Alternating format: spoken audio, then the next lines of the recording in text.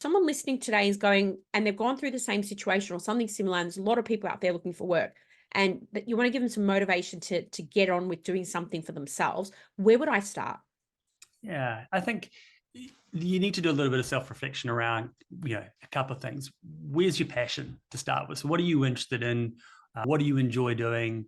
What's going to light you up as you do this, professional piece of work or whatever it may be? Um, you know, the big statements around, follow your passion and do all those sorts of things is great, but we can't always do what we want to do all the time. But you need to be at least excited about it and interested in it, rather than it feeling like it's a sledge and it's going to be a hard slog to try and get your way through. So being interested and excited about something is really important.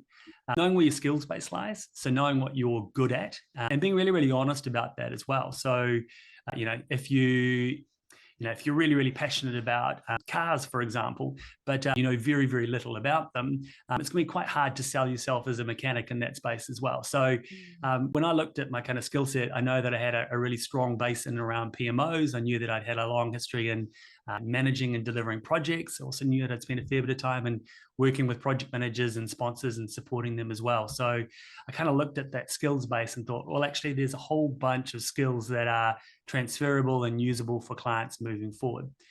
And so my thinking moved from, great, I'm excited about doing some work in the spot, I've got these sorts of skills, rather than just working with one organization. How about you start to work in a kind of a fractional basis where I can work with lots of different organizations and spread that skill set around a little bit? That started to lead me towards, well, that's great. Maybe a consulting type model is what I need to start to look at. It's easy to quickly move into, well, I'll go contracting. And I've spent 12 years contracting in the UK, loved it, had an amazing time. But it's quite transactional on the basis of you deliver something, you complete the engagement, then you move off onto another one and away you go.